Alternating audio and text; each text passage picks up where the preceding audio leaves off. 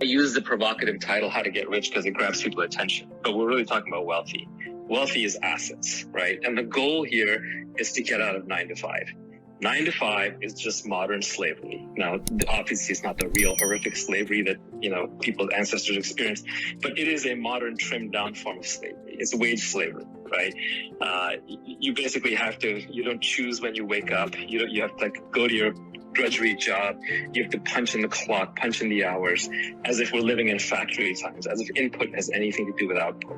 Well, we live in the age of infinite leverage. With your mind, you can move mountains if you knew the right things to do. Elon Musk doesn't have more hours in the week than anybody else. He just spends it better. Or he has the knowledge to apply it better. Omniscience at some level implies omnipotence. If you were God, and if you had infinite knowledge, you wouldn't actually need to do anything. But if you wanted to do something, you would literally just flick one particle of sand, and you just knew that the wave was going to hit all the other particles, that whatever you wanted to have happen would happen, because you just knew how everything connected to everything. So knowledge is literally power. So the way to earn in the modern world is through knowledge and leverage. It's not through work. And so you want to be a knowledge athlete if you want to earn, not a physical athlete. Physical athletes, we put them in showrooms like the Olympics so they can show off, or we do it for fun or for health, but it's not the way that you actually create and gain wealth. So to create wealth requires a couple of principles. Many of these are obvious, and it sort of helps to kind of put them together. The place where I kind of create a framework around it, I say there are 3 things that you really need to do. The first is you need to have some specific knowledge. The second is you need to take on accountability. And the third is you need to have leverage. Those are the 3 key components. Specific knowledge is knowing how to do something that other people don't know how to do. And you can't be trained to do it. So then it begs the question, how do you learn it? What is specific knowledge?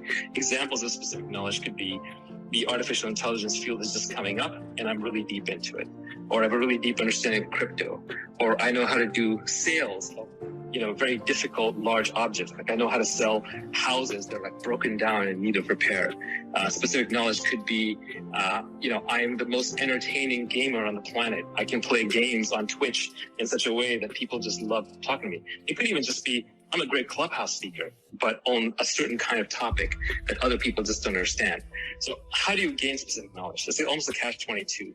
Specific knowledge is built up by you through your passions. So when they say follow your passion, that's kind of what they mean. It doesn't always lead to money, but it can, because if you're obsessive about something and you're learning it for your own genuine intellectual curiosity, not to get a degree, not to make money, not to impress your friends, you're going to end up being better at it than anybody else. So I really believe that you should only read and engage in activities that you genuinely enjoy. And you should cultivate your intellectual obsessions without any goal, but you may be surprised when you look back and connect the dots later that one of them developed into a goal. And one of the hallmarks of specific knowledge is that it will feel like play to you, but it will look like work to others. So that is anything that fits that model, you should develop. So that is specific knowledge. Second, I would say you develop accountability. Accountability means taking on risks, branding it with your own name, eponymous companies like, the Oprah company, or whatever you may think of him. Like before he became president, Trump was all about this. He would stamp his name on everything. Kanye West, right? Jay-Z, Elon Musk. These people use their names everywhere they go. But that means accountability comes with downsides. That means that when you do something stupid or horrible, you're tagged forever. If you screw up in public. So use your name, use accountability. And I know we live in an age of teamwork, and obviously a lot of great work is done by teams, but even within a company like a startup, founders and managers are always looking for people who will take on accountability. So accountability is a big piece of it. You're never going to get paid what you're worth if you don't take on accountability. And then finally, leverage. Leverage is the most important because leverage is just increasing without bound in our society. And there's basically 3 forms of leverage. There's labor, which is people working for you. That's been around forever. And your parents know it, which is why, when you used to tell them, I've got a job, they ask, well, how many people are working for you? Or how big is the company? It sounds impressive. In reality, labor is the shittiest form of leverage. It takes too much effort to manage people. You're basically playing psychiatrist or babysitting. There's a lot of politics and emotions involved. And it's just very hard to do.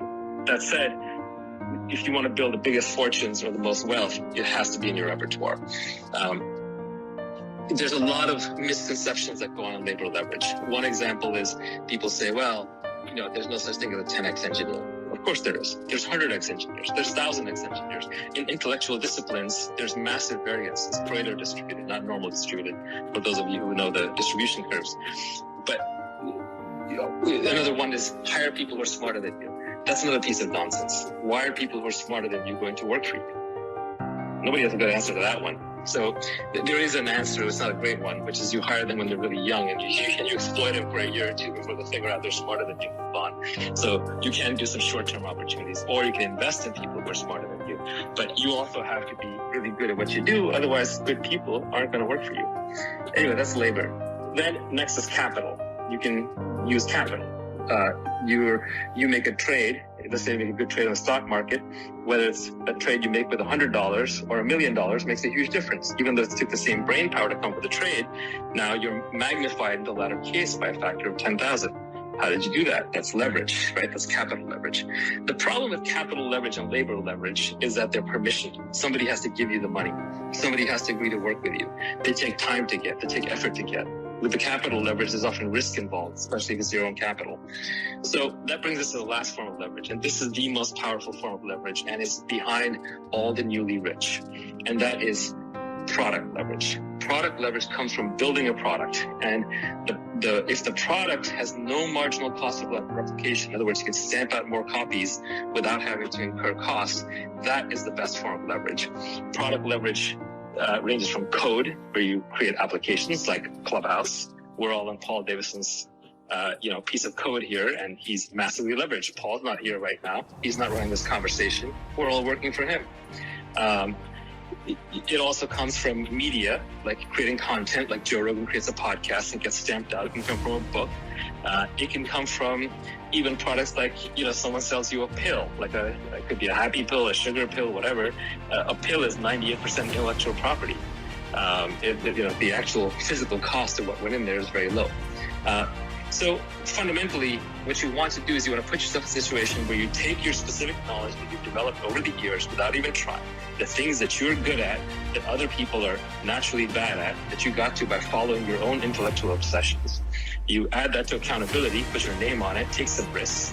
You employ every form of leverage possible, capital, labor, and products and code, preferably the permissionless ones, because those you can get access to when you're younger.